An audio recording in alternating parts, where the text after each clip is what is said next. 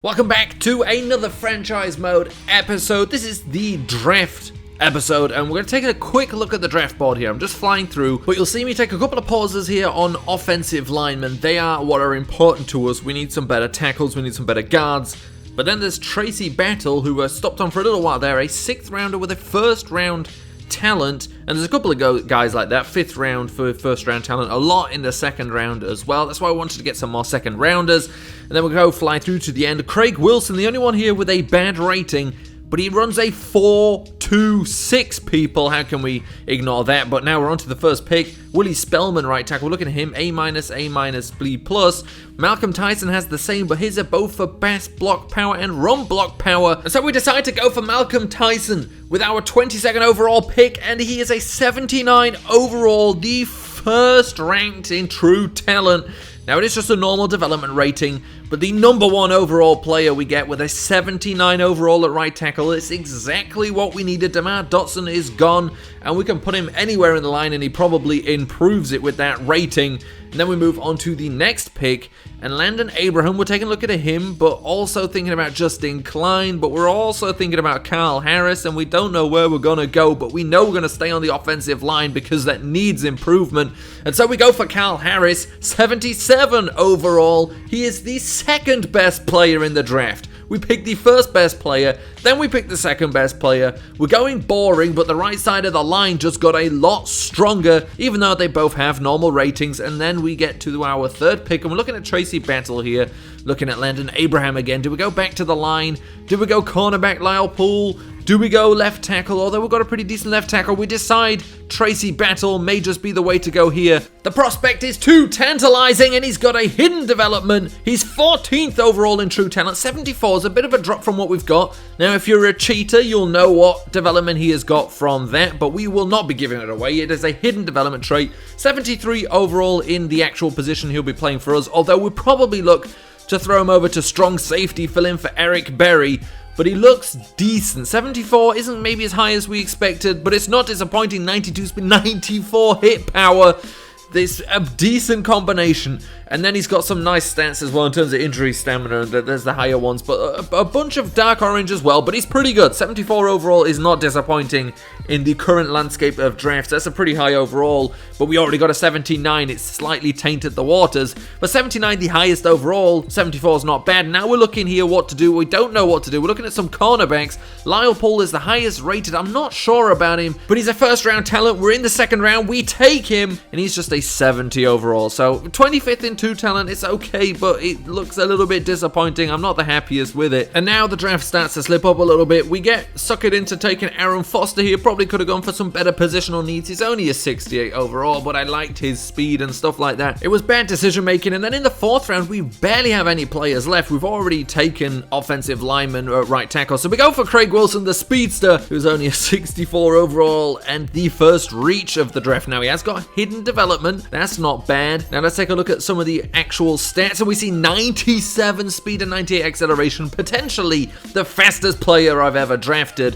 But apart from that, nothing crazy. 76 route running there was, but now we come to just the draft recap. It was pretty quickly over. Malcolm Tyson, the 3rd removed cousin of Mike Tyson, of course the highest rated player in the draft, a 79 overall. Carl Harris, a 77 overall. We started very strong. Tracy Battle, pretty good too, 74 overall. And then it drops off. We drop to a 70 overall with Lyle Poole. Foster's just a big old disappointment, likely won't make the team. Craig Wilson, looking at maybe some kick returning from him, and that's about it from those guys. Let's take a look. I'm a little bit ahead of what's happening on the screen right now, but let's take a look at what the rest of the players drafted look like to see how ours stack up in comparison. We're going to do it differently this time. Usually I take a look at all of the teams and go through that way, but I think it makes more sense if we just go to all teams and take a look at the highest rated players, because after that they're all boring anyway. It's taking a little while to load. Excuse my internet there. We'll sort by overall, take a look at the best. Of course, it's Malcolm Tyson at the top. Malk Tyson, you can call him. Carl Anderson, the cornerback, 2nd best. You know I would have loved a player like that, a high-rated cornerback. Then Dan Hyder, left tackle. We did take a look at him. Obviously, we weren't able to get him. Robbie Jones, we did take a look at him. Carlos Orchard, I knew nothing about him, really. Didn't see him being good. Kyle Rucker, kind of missed out on that guy. Didn't see anything about him. We'll see a cornerback, left outside linebacker we could have done with Lincoln Bailey. You know I love cornerbacks. We would have loved them. Darren Matlock, the defensive tackle. He's the brother of our left tackle, Matlock. Tracy Battle, pretty high up there. And then we take a look at some of the other players. Nothing really crazy interesting happening there anymore. No superstars in the offensive skill positions, that's for sure. And that ends this episode. It's a quick one, it's a short one, but for anyone sticking around to this point, it's a little confession from me. I will be making a more in-depth video about this. The reason why things have been going a little bit downhill with frequency from me is that I can no longer call myself a YouTuber. For the previous 2 years, 3.5 years maybe, technically at a stretch, but really the last 2 years, I have been a YouTuber. I made YouTube videos for a living. That was the only thing that earned me money, and that is how I lived.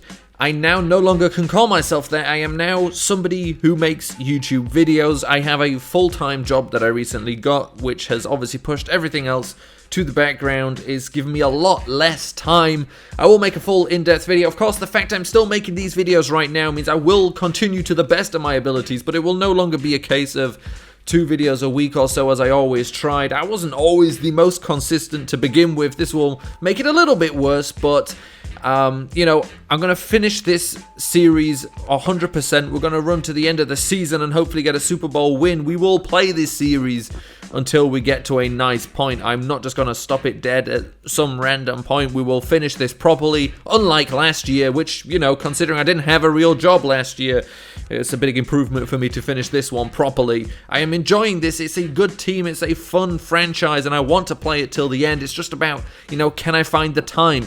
I'll be able to just, get the gameplay and commentate over it and stuff. I won't really be able to put in all of the extra time that I put in for creating the background stories and stuff, which is a shame. But I just, can't free that up. Literally, I have the time in the sense that there are multiple hours I have in the evenings, but it becomes a different thing when, you want some time to, wind down and things. It's not just all about trying to spend every minute I've got doing the most productive things. Human being want to spend some time doing nothing at the same time. So I'll continue the best as I can with these videos. I will finish this franchise. If there's videos about the NFL that I want to make, I will make them, but I won't be forcing myself to make any videos just to keep uploading regularly like I used to at some points, because I knew I had to, because YouTube has algorithms and it's a game, and I've never played the YouTube game except for the fact I try to, stay frequent with uploads as to not, fade away and go into the background of people's memories and into the background of the YouTube algorithm. I won't go on with this forever. I'm not trying to push this video to the 10-minute mark. That's not what this is, but I'll end this video here. Thank you for watching this video, and this series, I've already got, a couple of games down, so we will be continuing, and it will continue next week.